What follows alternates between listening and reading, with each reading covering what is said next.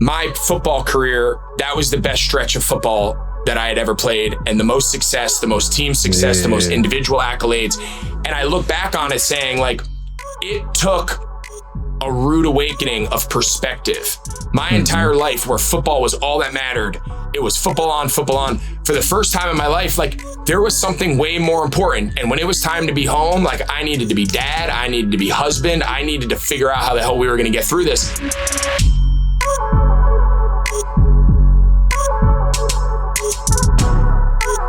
No Free Lunch is presented by T. Rowe Price. The information provided on this podcast is for informational purposes only and should not be considered financial or legal advice. Always consult with a qualified financial and or legal professionals before making any legal or financial decisions or investments. I'm Ndamukong Suh, and welcome to No Free Lunch, where we talk to experts and athletes about how the most successful people in sports manage their money and grow their wealth. What's going on, Danny? What we got going on today? You know, it's a big day, man. Thanksgiving week. We're also talking to a guy, Greg Olsen, a legend, one of the best tight ends to ever do it.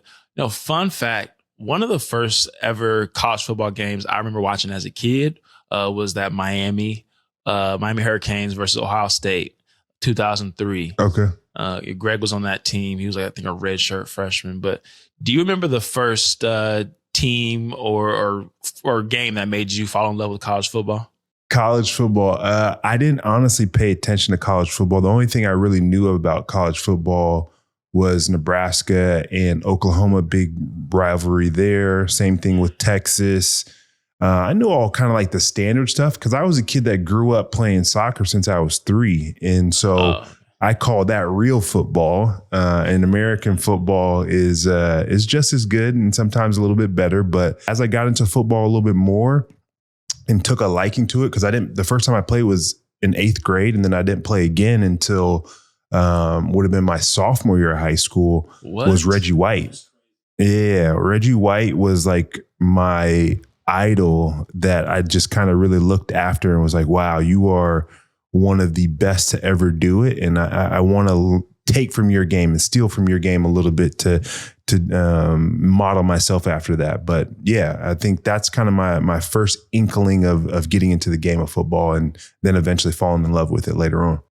That's crazy. I had no idea you didn't play till 8th grade. Wow. I played every year from 6 years older on. That's wild. Greg, excited for this conversation. He's been really busy since he's hung up the cleats. Of course, just, commentating on Fox, but also started Youth Inc., which is this cool, multimedia company he spun up where it promotes the development of youth sports. He has a podcast. He's also coaching middle school football down in Charlotte with a couple former teammates. So he's really keeping busy. The man is definitely busy, and I'm very curious to understand his situation at Fox and the whole Tom Brady piece and how there was, I guess, a little bit of a beef there for taking his number one spot and whatnot, and really not having a guy come in and earn that. And then ultimately, like you said, he is through and through when it comes to youth sports, but ultimately, even tight end that he's got created with Kittle and all the guys in the league from that perspective. I'm excited to learn more about that because I want to create a D-line U or something. Man, let's talk about it. We beat up on you guys. At least let's have our own university. But nonetheless, man, let's get into it right here on No Free Lunch. Greg Olsen, the myth, the man, the legend. What's going on? How are you? Yeah, it's good to see you, man. I'm happier seeing you here than I was on the field. So I'm a lot more comfortable right now. Yeah, no, it was always a battle and good times, especially in Carolina, going against each other. But man, always had a ton of respect for your play and how you led that offense and whatnot. But I'd love to jump in and just start with your youth days and really what was that like growing up in Wayne, New Jersey? Youth sports was our life. My dad was the public high school football coach for 35 plus years. He coached at the high school that me and all my brothers went to. He coached the 3 of us, pretty much my entire life. And it's all we knew. We grew up in locker rooms, grew up on the bus, growing up going to summer camps with him and his team. And, Man, it's all we ever dreamed of doing. We in our house, we didn't dream about being NFL players. We didn't dream about going to college. I didn't even start thinking about potentially being a college athlete until probably well into high school. Our dream was to play high school football at Wayne Hills for my dad and play Friday nights in front of the hometown. And that's how we were raised. That's how we grew up. And man, every one of I'm not sure if this is good or bad. Now I'm like a dad of my own, and my kids are like, can you teach me how to tie a fishing hook? Can you teach me how to bait a? I'm like, I don't know how to do anything, but I can teach you sports, right? Because it's all I ever really did growing up. And man, I'm just super thankful for it, because obviously it's been a big part of my life even today. It's funny that you bring up fishing, because I took my boys, I got twin boys, and it is insane how much they enjoy fishing, and they want to take out fishing poles and nets and all these different things. And so a buddy of mine has a big farm, 140 acres out here in Portland, outside of Portland and whatnot. And I grabbed a fish. And if you know fishing, them things are slippery as hell. And so I've had a lot of lessons, and I've been hooked plenty of times. I got photos of me with the fishing hook in the back of my shirt and all types of stuff. But yeah, man, kids open you up to a whole different ball game of things, and growing up is always interesting. So touching a little bit more on that, what did you learn from your dad from being a high school coach, from a work ethic perspective in competition? Like, how did that all unfold with you as a family for you and your brothers? Yeah, I mean, it's where the foundation of the rest of my career was really established. And, my dad used to have a tradition before freshman year, all the freshman families, all the freshman kids that were coming in, again, public school. This was in the day and age where, you weren't getting kids from out of town. You weren't getting kids transferring in. You got whoever lived in your half of your town came and played for you, and they came in as ninth graders, and you had to see how good you can make them by the time they left. And, he would sit all the parents down, and it was something that stuck with me throughout my entire career. And he said, "Hey, we got one saying around here." He goes, "No one's going to tell you it's going to be easy, but I promise you that it's going to be worth it."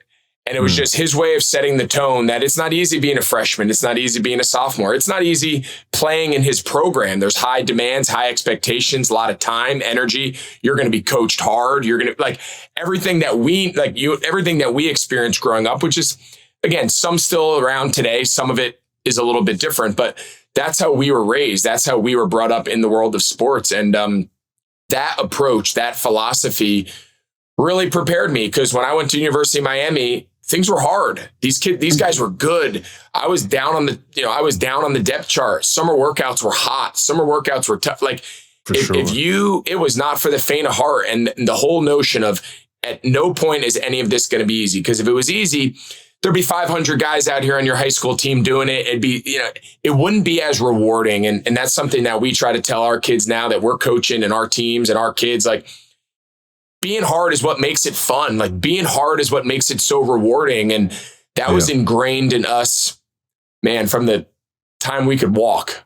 Yeah, man, if things were easy, everybody would do it. And you wouldn't have the fulfillment and the enjoyment of, man, I went through this grueling, tough time, and look what I earned, versus, hey, it was easy. I was basically given this thing. So I wholeheartedly agree with that. And I've always been a worker, and I can see it in you. You're a hard worker and continue to do it. And especially all the things that you do from a youth perspective, and the programs that you have, and how you're being able to even have tight end you. And we'll come back to that. But I want to go into a little bit of a segment that I call Show Me the Receipts. And really, when you turned pro, do you remember the first check that you got? And do you remember how much it was? I do. So my journey into having a couple dollars was very interesting timing. So I got drafted in 2007, and then so I bought my first house in summer of 2007. Probably got my first signing bonus, second option bonus. Back then you would get your initial signing bonus that summer before your rookie year, and then you really got the bulk of it. Well, some of us got more than others, but mine wasn't quite as big. For that old CBA, both of you and I. Yeah, I was a little further down the draft, but anyway.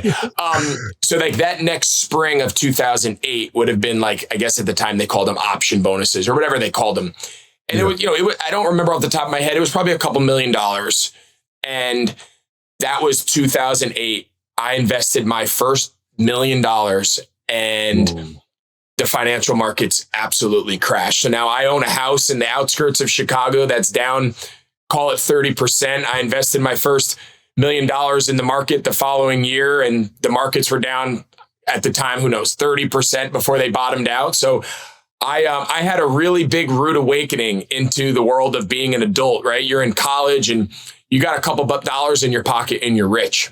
Yeah. You know, you pay your rent, you pay your utilities, and the rest you spend on food and going out with your buddies or, you know, whatever. And then the rude awakening of you can't wait to be an adult, you can't wait to be an NFL player, and you get your bonus and you've dreamed about it the last couple of years. And then you take a look at your accounts and the house you own, the money in the markets, everything you own is about 70 cents on the dollar. That was quite the rude awakening to the real world, and just horrible timing entering, you know, that 2007, 2008 time. But fortunately was able to play, and obviously things bounce back as they always do, and play long enough to see the other side of it. But yeah, that was a pretty tough lesson to learn early in my career. So I agree with you, and I'm curious to understand, would you see that as a great lesson or just a tough lesson that you had to learn going through that crisis? Because knowing, hey, 2020 comes a handful of decade or so later, and how do you handle that from knowing you went through 2008, you're an adult and you're in the thick of those different things, and like your like shock value is crazy. So having gone through that 2008 experience, how did that, do you think that prepared you for the 2020 experience of a down market? Oh, it's so you're dead on. It's such a great point, because, you know, what was unique about in 2007, 8 is in those contracts, once you got your bonus money, your salaries, don't get me wrong, our salaries were very good, but you weren't making millions. At least I wasn't making millions of dollars again until I got my second contract 5 years later. So, you know, the market goes down, and I look at it now from a completely different perspective, very similar to in 2020, granted a different environment with COVID and whatnot. But when the markets there kind of bottomed out, we fortunately had earned for a long time and were financially more stable at the time. And we were able to really go hard into the equity markets and say, I know they're down. We're gonna go all in, and we're gonna put more powder, you know, dry powder into the markets. And obviously it was a great time from an investment perspective if you had the capital to do it. I didn't have that capital in 2000 and 2008, right? So the salaries we were making, it's not like you had all this money sitting aside that you could just dump a ton into the market. So you really had to kind of weather that bounce back just to get back to even. And then fortunately, I think what made it a lot easier is I was fortunate that I was able to play longer, right? I was able to earn over long periods of time. So that quick little, you know, kind of blip on the radar early in my career, if I would have only played 2 or 3 years in a league and then I was done, I don't know if I would have had the ability to kind of weather anyone, right? Anyone wouldn't have weathered such a drastic drop in the market. The best way to do it is through longevity of earning, and then obviously being able to further invest on the downside. And 2020 was probably the perfect example of the next time it happened, our mindset, our willing for risk, we were a little less emotional than maybe I was at 22 years old when I watched my bank account go down 40%. Greg, I love it, man. You said something key there. The emotions of understanding where the market is and how you deal with those things. And can you weather those emotions and stay consistent with the plan and execute, knowing, man, we've never seen anything like this in our life. But ultimately, let's stick with our plan, understand that things will eventually come back, and they clearly have, because we're on a hot streak if you look at the world right now from that standpoint, even though I think I just checked the markets and they were down a little bit. But this is a problem for me. I check the markets too often from that perspective. But one more piece for you. Knowing what you know about money right now, what would you do anything differently from 2008 to where you're at right now in life? Yeah, I mean, it's a great question. I think my perspective on, I think you hear investing, and I think that could be a lot of different things. And I think my mindset and my understanding of investing as a 22-year-old rookie in the NFL who was just given a couple $1 million compared to now I'm 40 years old, raising 3 kids, your needs, your wants, what you live for, what you strive for are vastly different than they were 20 years ago. So I think from a maturity and a mindset standpoint, I look back at how I viewed money and how I viewed investment. And I was like exactly what you're saying. I'm watching the market on a day-to-day basis and it's down. And I'm literally, you always count your losses in dollars and your profits in percentages. It's kind of a weird way. It should be the opposite. But it is a very emotional thing. And when you're young and you didn't grow up with a bunch of money and I didn't have my parents that were school teachers and they had their 401ks and their pensions, but we weren't heavily invested in the markets. My dad wasn't an entrepreneur. He wasn't investing in private equities. Like we were not exposed to any of that. So there's been an education and a component to it over my 20 plus years of earning. And I'm thankful for those early mistakes. I'm thankful that the mistakes I made early were relatively small, because your mistakes can only be as big as your earnings, right? So fortunately, you make your mistakes, you invest in the wrong company, you invest in the wrong stock, or you don't invest enough and you're too conservative, whatever it is. I've now had 20 years where now I can make better decisions. I have a great team around me. We can make great, really thoughtful, plans for the future. But if you make mistakes now where your earnings are larger and your capital is larger, they're larger mistakes. So I think like anything, mistakes young are good as long as you can learn from them, grow with them. And then when situations unfold down the road that are similar, can you make a better decision when the stakes are a little bit higher? I appreciate that. And that's great advice and just understanding things and I love the audience to understand that. But I want to talk a little bit more about your football career. And I think, as I mentioned earlier on in the show, like with you at the Panthers, and especially that 15 season, which was super, super special, but obviously you guys came up a little bit short from that perspective. Ultimately, I want to know what made that 2015 season so special, and the MVP Cam everybody knew of, which, I mean, you were his blanket. Like, you protected him every single way. Like, he's in a mess and he's running around, like, find Greg and he'll take care of business. So with that Super Bowl run, what was so special and like different about being in that locker room? Yeah, I think there's a few things. And again, you've been in those locker rooms where it's one of those things, like, it's hard to describe, but you know it when you see it. Mm-hmm. So I look back on that team, and every time we kind of reflect and talk about it, a few things come to mind. Mm-hmm. You mentioned Cam, Luke Kuechly, Ryan Khalil, Jonathan Stewart, Thomas Davis. I mean, I can go on and on. Our best players, our most talented football players, all pros, Pro Bowlers, our best guys were our best just people, right? They were great teammates. They were they brought everything to a locker room that you could, that you would sign up for from the jump. And they were our hardest workers.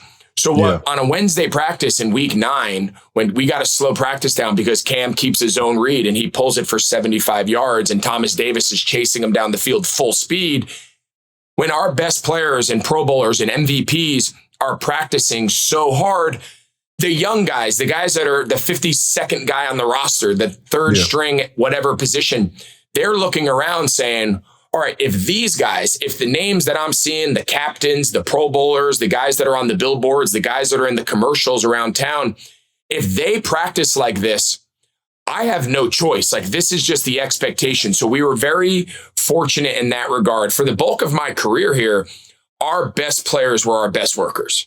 Our best players were our best practice players. And that carried us far. Now, that year, we happened to have a lot of really good players. I think we had like 10 Pro Bowlers. We stayed healthy, but we also had a really selfless mindset. Offensively, obviously Cam was the MVP. We had a lot of guys that, whether it was myself or whether it was the day for, Stu to get rolling, or Jericho Cotchery or Philly Brown, we had a lot of guys where it would take turns. And we didn't have to say, all right, if we don't get so-and-so the ball, he's going to lose his mind. Or if we don't get so-and-so the ball, we can't win. Like, we didn't have that. Like, obviously I ended up being the number one receiver, but like, there was no pressure going into the game that Olsen's going to lose on the sideline and start yelling at Cam if I don't have 5 targets by the end of the first quarter. Like, that just wasn't my personality, but we didn't have any of those personalities. So I think it was a very freeing season for Cam, that he could just be himself, his personality, and on the field. And then we would all fill in the blanks around him to make him the best version, which we knew would make the team the best version. And when you do that across the board with a bunch of selfless guys that are hardworking and also talented, we struck lightning in a bottle. You know, we won 17 games in the NFL. We won 14 games in a row to start the season before we lost our first game. You know, we were 14-1 going into the final game of the season against Tampa that we were able to win it. So like we had a really good run. It would have been a more storied run if obviously we don't lose the Super Bowl there, especially the way we did. Just really struggling on offense, turnovers, missed plays, just a really sloppy, bad game by us offensively. And we were the number one scoring offense in the league. We scored 40 plus in the NFC Championship. We scored 30 plus on Seattle. Two of the best teams in the league were Seattle and Arizona. We scored 30 on Seattle and 40 plus against Arizona. And then we scored 10 in the Super Bowl. So it was brutal. That's a crazy thing to understand. And I'm going to ask you this question, but it's a question I actually dislike most of the time when media people, as we are both now in the media space very heavily from that perspective, hate to ask, but I would be remiss not to ask it. So Cam Newton, obviously one of the most polarizing players in the era of football and time for me played. And I'm curious more for this because I haven't been around Cam, but we've had our little tiffs back and forth with things. So I'm curious from your perspective, behind closed doors, what was he like and how did he lead? Because as me listening to here right now, he sounds like an amazing teammate and he just needed to be, for lack of better words, freed. Yeah, and you know, we got a lot of questions about Cam in the locker room in the moment when we were playing, and now obviously we got a lot of questions about Cam, and Cam's on TV and he's doing his thing with his pod and he's not afraid to speak his mind, and his clips go viral probably every couple weeks or so. But you know, behind closed doors, the Cam that we all knew, the reason we would go to bat for Cam like we all did was not because we felt like we had to, or not just because like we were going to fall on the sword and defend him when he didn't deserve it. It was none of that. Yeah. We knew Cam behind closed doors, the guy who was so excited on Thursday because he would bring in Mexican food into the quarterback room and he'd be like dragging guys after meetings when everyone wants to just go home. And he's like, no, you got to come in and tell us a story. You got to come in. Rookie year, we would make McCaffrey. He would have to tell us like a weekly joke. And it was just part of like the fellowship. And it was Fellowship Thursday. And we'd be in the quarterback room and there'd be coaches, there'd be assistants, there'd be guys from the PR, like whoever you were welcome. Like that was Cam. He had a big personality. He had a big heart. He was the guy that if you brought your kid into the training room on an off day and Cam was there, you weren't going to see your kid for the next hour because Cam was going to have them all over the building. He'd be giving them candy, be giving them all this stuff. But like, that's just who he was. So I think when we all really got to know him, that especially his rookie year, first, second year, and we said, okay, there's this big hearted, good personality, larger than life guy that just loves his people and loves the camaraderie and loves the locker room and loves his guys. And when it was time to practice and it was time to play, that dude competed as hard as anybody I've ever been around. And I think when you add all those things up, it's a guy that you always were willing to go to bat for. It was a guy you were always willing to defend when the outside people had certain perspectives of him and they wanted to make certain, you know, assumptions and they wanted to make statements. We would all rush to his defense because of all of those things we would experience over long periods of time behind closed doors where he was our guy and he earned that through every day, the way he worked, every day, the way he treated his teammates. And that's the part that I wish we could have like pulled back the curtain and let people see more of that Cam and less, you know, I'm sure you didn't love after if he picked up a first down and he'd get up and celebrate. And if you were close by, you probably wanted to fight him. Like, I get it. We get it. We'd be like, get back in the huddle. We don't need to make that dude any more mad than he is. Get in the huddle, you know? So like, but you know what? It's what made him tick, right? He didn't play the game like a quarterback. And I think that's what was so jarring to the outside is like, we expect our quarterbacks to act and be a certain way on and off the field. And Cam came about it from a different perspective. And I think people were it took them a little while to wrap their heads around it. But we learned pretty quickly the place he was coming from, his heart, his leader, his leadership, his team. We all saw that behind the scenes, and is a big reason why everyone always would go to bat for him. I definitely appreciate it. And you put it in a context for me at this day and age of saying, Cam and I are honestly no different, are really misunderstood of who we are. Big, loving teddy bear guys, but aren't afraid to, when we get between those white lines, let's have some fun, and I'm going to come right for you, vice versa, from that perspective. So now I appreciate you sharing that. And ultimately, I want to move on and talk about what you're up to these days, because I think what you're up to these days is like pretty impressive and incredible. Not only calling games on Fox at a very, very high level, but you got Tight End University, which is pretty cool. And I got a little jealousy from that standpoint. I need a D-line you or something like that. Maybe you can help me create that. They got one. They got a sack summit. They got a sack summit that Crosby and those guys do. But like the thing about the sack summit, and I respect all those guys, but if you don't stop the run, you can't go get no sacks. And so you want to show them how to defeat double teams, and you want to see them how to defeat back blocks. I want to show guys how you can play the run on the way to hitting the quarterback. So there's that combination of both. And then also, like, you're coaching middle school football, like in Charlotte. Like, how do you come together in creating that entire journey to this day and age right now? How are you doing all of this amazing stuff?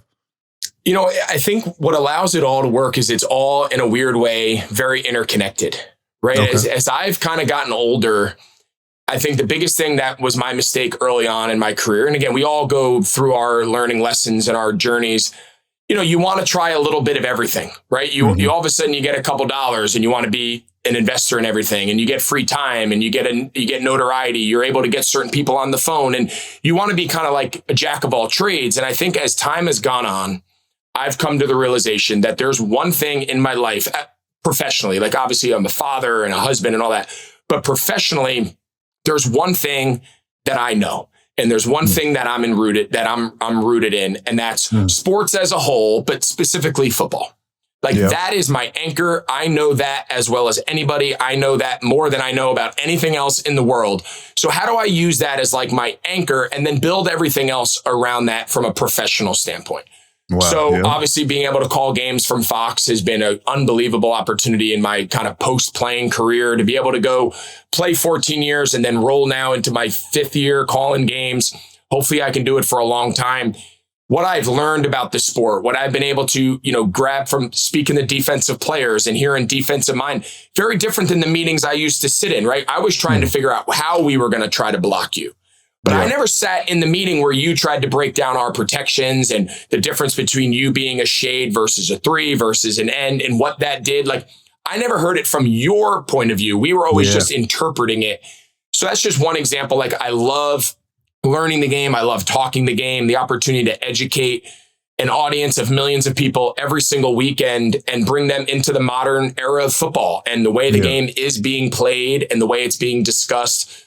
I've really enjoyed that. What was it like I know it's controversial to some extent, but you haven't shied away from it by any means, but the situation between you, not more or less you and Brady, it's really yourself and Fox from the perspective of saying, hey, like, I've earned my way. I've been competing this entire way. I retired, left on my own terms, and have earned my way up to being the number 1 position. But you're just going to put me down to the second crew, for lack of better words, or 1A or in 1B. Yep. Like, how did that competition come together from your standpoint, and how did you view that? Yeah, so I think there's 2 elements, right? From a professional standpoint, before I was promoted to the A crew back in, so in 21, I was on the B crew with Kevin Burkhardt.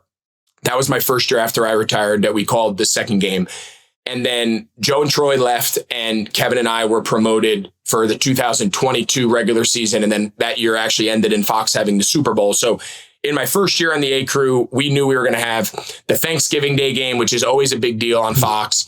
And then we were going to call all the rounds of the playoffs. And obviously it was going to culminate in the Super Bowl. So we knew that was a big year. But again, for just timeline purposes, they had hired Tom in like a futures deal prior to promoting me to the A crew. So when I took that A crew, we didn't know when. We thought it was maybe going to be after 1 year. It ended up after being 2 years before he retired. Then he took a year to just kind of collect himself. I think he earned it. And then decided to get into broadcasting after the final. So I got 2 years on the A crew, but I knew going in that Tom had signed that deal and that he was their future top broadcaster at whatever point. We just didn't know when it was going to happen. Yeah. So I went into it with eyes completely wide open and said, you know what, whether I have this for 1 year, 2 years, 5 years, who knows? I'm just going to go all in because that's all I know is let me just see how good I can get. Let me see how much fun we can have. Let's see if people respond to the way I talk and respond to the way I see the game and talk ball. And we had a blast. We got to call the Super Bowl after year 1. Year 2, we ended obviously in the NFC Championship. We didn't have that Super Bowl again. And then Tom took over and I went down and I work now with Joe Davis. And my comments with Fox have always been very clear. Like they believed in me. They were the ones letting me call games in 2017 on my bye week. I called another game 2019 on my bye week. They believed in me from the jump. And the day I retired, I had a contract to come call on their number 2 crew, which is an incredible platform calling one of the best games of the weekend slate. So they were one of the first believers in me from the jump.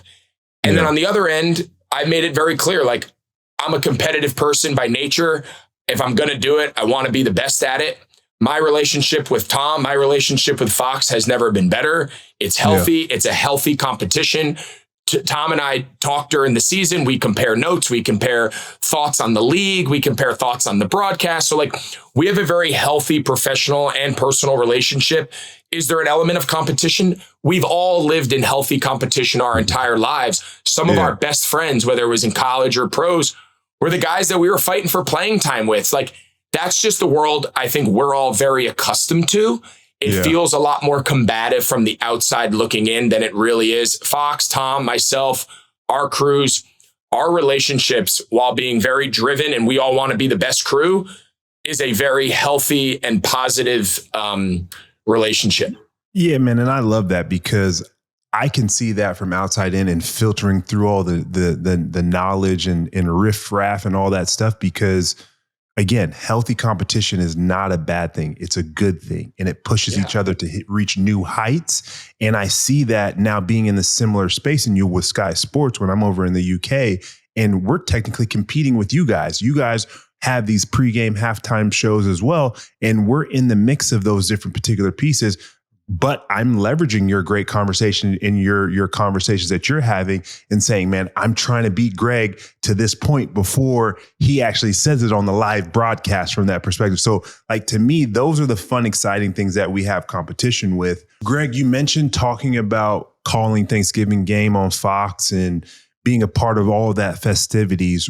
What is one moment you coin as your favorite Thanksgiving moment, whether you played on it and or calling a game? Yeah, so that 2015 season that we talked about, which was an incredible season, we had some incredible moments and experiences, but we got to play in Dallas on Thanksgiving, which for any player, that's a big deal. It's a national stage. You're the only game on. Everybody in the country is home with their family and friends, sitting down, having Thanksgiving. So we played at Dallas.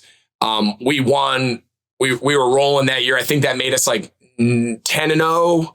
9 or 10-0. I can't remember where it fell on the calendar. Yeah, probably maybe 11. It was anyway. We were undefeated at the time, and I remember just my wife was there, the kids, my parents. So we had a bunch of family. We did a Thanksgiving like team meal with all the guys and the coaches and the extended family at the hotel the night before the game. Which those are always the best times. You get to see your coaches and their kids and their wives, and it's just those. I always feel like those are cool moments to spend together as a group, and then. The game went good. We won. We got back on the plane. We flew home, and I'll never forget. We land, and Cam's like, "Hey, man, I got my aunts, my family. They're all at my condo. They made Thanksgiving. You guys, any of you guys want to come over?" And like me and Derek Anderson and some of the other guys, our families were all still in Dallas, waiting to come home the next day. And we're like, "We'll come." So there we are, 1 a.m., 2 a.m. I don't remember what time it even was, but middle of the night, we're at Cam's apartment, a handful of us. We're watching SportsCenter reruns of our game. And, you know, obviously reliving the game is always the best part. And his aunts and family and grandma, all the Newton extended family made an unbelievable spread of Thanksgiving. And we're eating it at like 1 or 2 in the morning with the guys and just hanging out. It was that whole day, that whole like 48 hours with your own family, then with the team, and then finishing it there was a special kind of football, family, and Thanksgiving kind of all wrapped in one. No, that's super dope, man. I remember playing on Thanksgiving 5 straight years in Detroit. Yeah, you guys did it all the time. Loved every bit of it. And I mean, going home, especially we were at home, going home right after and just enjoying family time, and then got a nice little 3-day weekend. So no complaints. I used to love those Thursday games. I know they were tough on like Wednesdays and you felt like, but tell you what, man, when that game was over, especially if you won, yep. Oh, you were a king for 3 days. Yeah, no question. At T. Rowe Price, their experience helps them see investment potential differently. Instead of quick answers, they know that what really leads to confident investing is true curiosity, which is why they ask smart questions, just like us. Like how healthcare innovation creates a healthier world, or how will AI be a part of a new tomorrow? Great questions for a deep dive. At T. Rowe Price, their curiosity runs deep so you can invest more confidently. Better questions, better outcomes. T. Rowe Price. Learn more at troprice.com/curiosity. Tight end you. Like, how did you and George Kittle's back and forth texts create this amazing full-scale event to what it is today? Yeah, I don't think anyone ever imagined it was going to turn into what it's become. So it really was just as simple. I got to know George. He was young. At the time I retired, he was only in his first couple of years in the league. We had the same marketing group, marketing agent, Rubicon Sports. And so I got to know George just as a young tight end in the league and developed a relationship through them. And so I knew he was living in Nashville and a bunch of guys would spend their off seasons down in Nashville. There's a really good young group of tight ends, a couple of the Iowa guys and a couple other guys from around the league. And George just texted me after I retired following the 20 season in early 21. He's like, hey, man, if you ever get down to Nashville, would love you to come down. We got a handful. Like at any time, there's 5 to 10 NFL young tight ends that work out together and train together and do their off seasons. Would love you if you end up in Nashville, come down and we'd love you to just come around and share any thoughts, share any experiences. And I was like, that sounds great. Like, would love to. From that conversation from George, and then he would text me and be like, hey, man, I think we're going to have 15 guys. But we got our marketing group involved and we were like, hey, is there an event? Can we do this? Can we get 20 guys in Nashville, get a home base and make an event of that? And literally we did the first one in 2021. It was at Lipscomb University is like part high school, part college in Nashville. Okay. It's all on one campus, but we did it at the high school and it was awesome. And we had, 35, 40 guys and it was just the start. And this past year 5, it's hard to believe it blew up into what it did. We do, millions of dollars in charity. We give away all of the proceeds from the event to all local and national nonprofit foundations. We have 80 some odd guys. We got everybody from Kelsey. Obviously, Kelsey's our third partner. We said, all right, if we're going to do this, we need to get another heavy hitter in here. And obviously, Travis is at the top of the list. So the three of us kind of started it. And we got everybody from Travis Kelce and George Kittle out there sweating in 100 degrees, running routes now it's at Vanderbilt.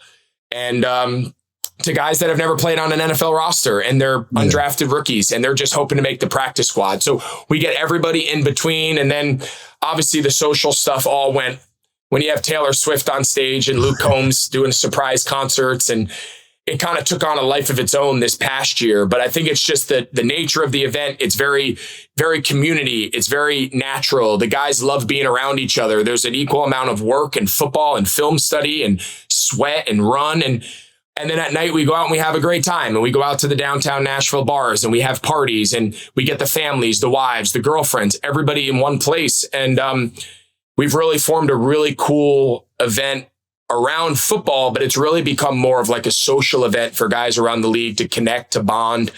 And it's really become a signature event of the NFL calendar.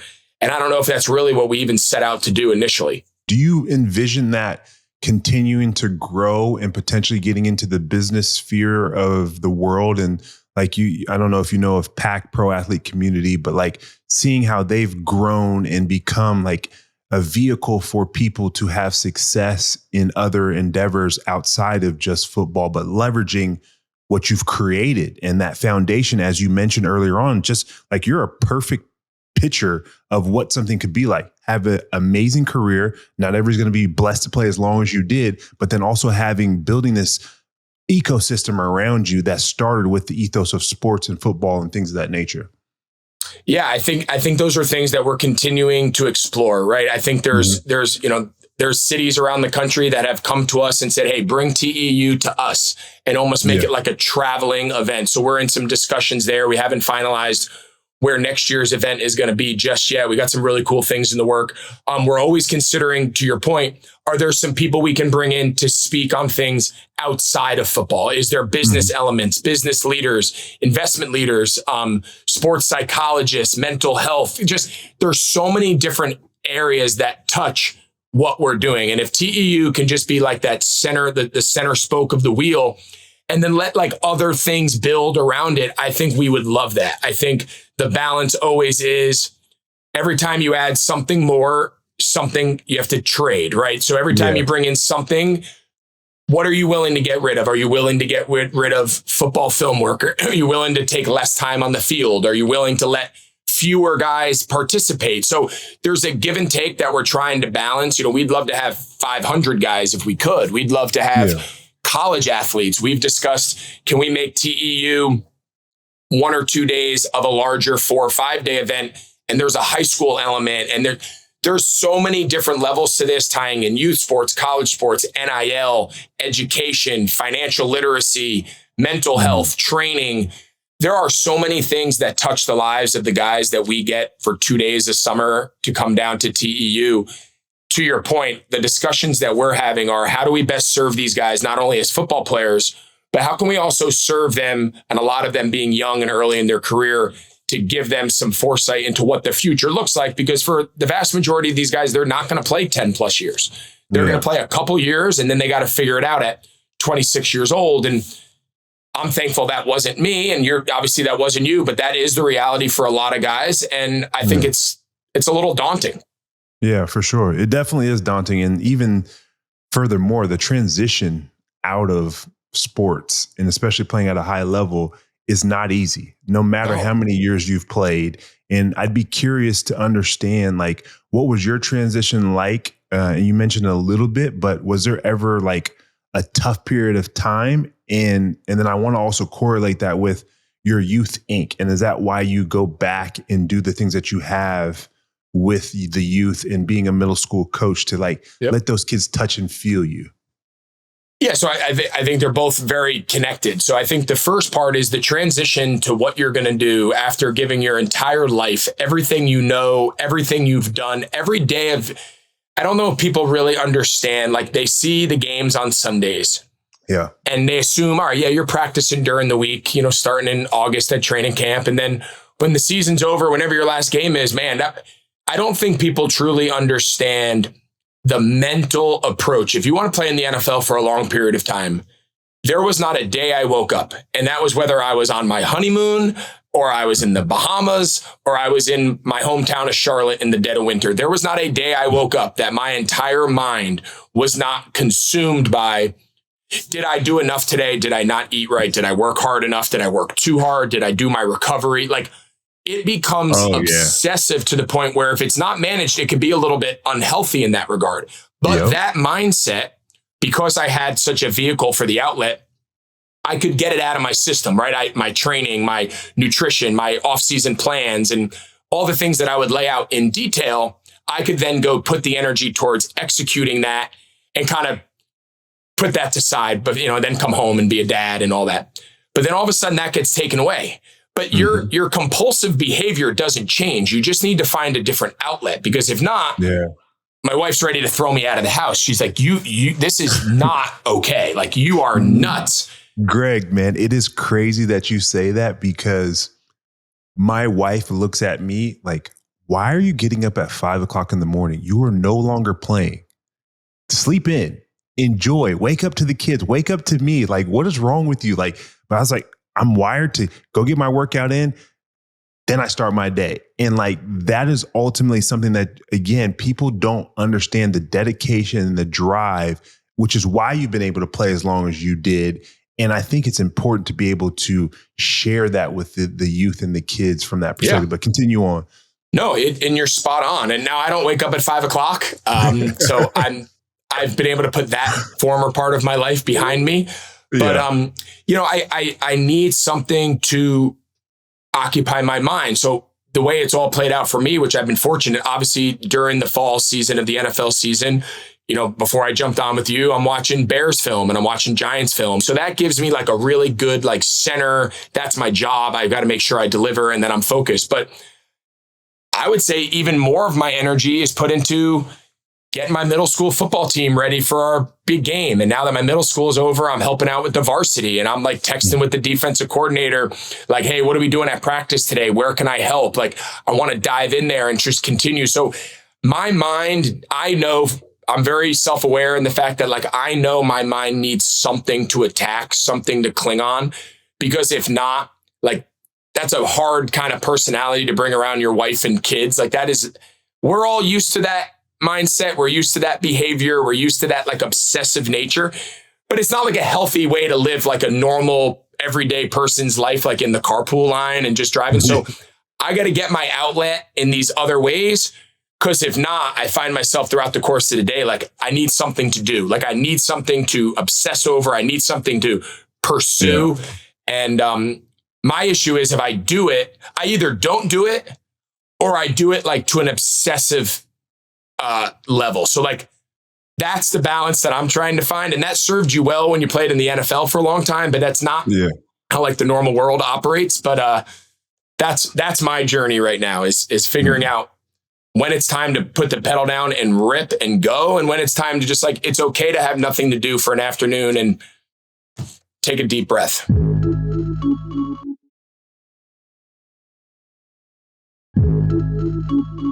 I'm curious to everything that you've accomplished and are continuing to accomplish and grow in from, again, the Fox piece to Tight End U to being a youth coach in Youth Inc. What is your biggest win to date? I think the stuff with the kids. Mm-hmm. The experiences that we've had with my own children, but then also just like when I always refer to like our kids, like my kids are on the team, but like I look at all of these kids that are part of our programs, whether it's our baseball program or whether it's the school football team that we coach, or the last couple of years coaching my daughter's lower school interfaith basketball team of like a bunch of young girls that had never played basketball. So we've come at it from a lot of different angles. Very, very serious, competitive middle school football to like introductory girls basketball where like we're teaching them where the free throw line is. So we've experienced all in between, and hopefully one day we'll move up to the high school and continue to serve where it gets real fun, which is the high school kids. Like these are grown men. These kids can play. They're in, that's a whole different level. But what we've been able to do, coaching the kids, the programs, and it's not even about teaching kids to play football. It's not even about teaching kids how to play baseball, just connecting with them, seeing these boys from our football team, like at 13, 14 years old, the growth from day one in the summer where they're not sure if they want to play football. They're not sure if this is for them. This is really intense. I've never had a coach this animated. I've never had a coach this like I've never experienced any of this. Do I want to do this? And then all of a sudden, 6 months later, we're sitting in the huddle after the last game and you see these kids are like, Coach, I can't wait for next year. When does off-season workouts? We got like 25 young 7th and 8th graders right now. Every morning I drop my 2 boys off and a bunch of other boys in school. There's like 20 of them. Monday through Thursday, 6:30 before school workouts with the strength and conditioning coach. They're in 7th and 8th grade. Like if you show these kids you care and you show these kids they are capable of more than what society's telling them they can do. And maybe at home, mom and dad are saying, we don't need, that's too much. It's too hard. It's too early. Man, you break through that. These kids crave accountability. They crave coaching. They crave someone to hold them to a standard they can't even believe is possible. And then when they reach it, it's like their eyeballs pop out and they can't get enough of it. And the breakthroughs we've had, we've won, we've lost heart. Like it's not even the wins and losses. Like the But man, these kids, the way they look at you and the way they grow from year to year. I've had some of these kids since they were in 5th grade, and I just coached them in 8th grade, and now they're going to move off to high school, and hopefully they're prepared for what that looks like. Like, that's probably the biggest reward that we get from doing all of this.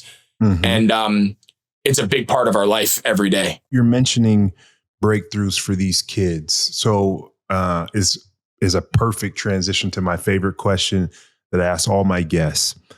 Obviously, you've been on an amazing journey, not only as a player, but a broadcaster, a husband, father, and a philanthropist. What is the biggest price you've had to pay for a breakthrough as an individual? Man, that's a great question.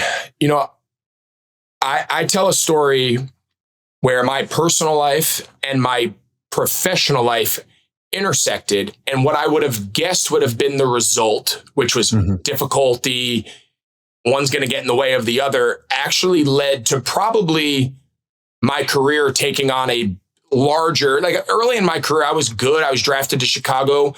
I was a NFL starter. I was not a Pro Bowler. I didn't make the Pro Bowl till I was 30 years old. Like I was early in my career. I was good. I wasn't great. I wasn't like burst onto the scene. I got traded to Chicago. I got traded from Chicago to Carolina right before the start of the 2011 season. We had just had my wife and I had just had our first son. He was 6 weeks old when I got traded. We played the 2011 season in Carolina. That off season of 2012, we find out that my son, we have twins as well. I heard you said you have twins. I have twins as well, boy and a girl. We found out that our son, our unborn son, TJ, was going to be born with a really serious congenital heart defect. He was going to be born with half of a heart. He was going to undergo major surgeries from 2 days old. And it was going to be a lifetime of health concerns and issues. At 8 years old, he had a heart transplant. So I say all of that because there was a moment where like these two things came to a head. It was the 2013 season. So he was born in 2012. This was the 2013 or 14 season. And he was in the hospital. He had surgery and he was in the recovery, but he was doing well. And I had a game and we were actually playing the Lions, but I don't think, what was your last year in Detroit? 14.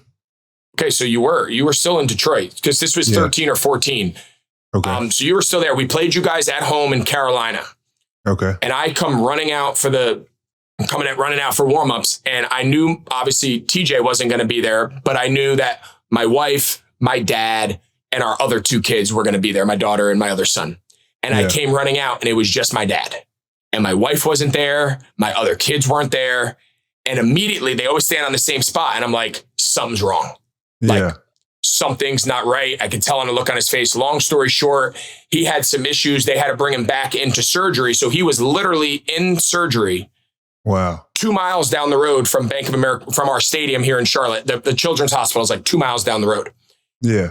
And I say all of that because when those two things intersected, that 2012 to 2017, like that period of my personal life was hospitals, surgeries, unknown, trying to raise 3 young kids, one of them with serious health concerns, and just all of those things as a dad and as a husband, which were so important. My football career, that was the best stretch of football that I had ever played, and the most success, the most team success, the most individual accolades. And I look back on it saying like, it took a rude awakening of perspective. My entire life where football was all that mattered. It was football on. For the first time in my life, like there was something way more important. And when it was time to be home, like I needed to be dad, I needed to be husband, I needed to figure out how the hell we were going to get through this. But man, when I was at football, it was so freeing because no matter how bad the practice was, no matter if I dropped the game-winning pass or dropped a touchdown or missed the block, like I could just hyper-focus on playing football because it was nowhere near as bad as it was going to be when I got home. So like there was this weird sense of like I had a job to do for my team and my teammates and I was going to do it to the best of my ability. And then when I was home, that all needed to be put aside for as many hours as I had. And I think that perspective and balance, I had to learn the hard way. To your point about like, what price did I pay? I think I learned that the hard way. I hate that it had to come through my son and he's doing great. He's 13 and he's doing awesome. But like, I was going to ask, he's doing great. He had a heart transplant at 8 years old. He's had 5 open heart surgeries. The final one was a heart transplant. He went into heart failure at 8. And now he's 4.5 years post-transplant, played on my football team, big, tall, long. He's a really good kid, sweet, good heart. No pun intended. But yeah, and that was a really unique journey in my life where my football and my personal career completely crossed over, and one could have easily suffered if I pursued just one or the other, but trying to find that balance and perspective, they both flourished. And I think that time in my life was the greatest growth period for me in all areas. Man, Greg, that is an amazing story. And wow. Kudos to you, your wife, and especially your son and all your kids for helping you through that transition, because we don't realize how strong they are for us. And like when you say that intersection, like I was fortunate in myself, like I had kids much later on in my career, but I didn't have success in winning a championship until I was with my wife. And she moved in 18.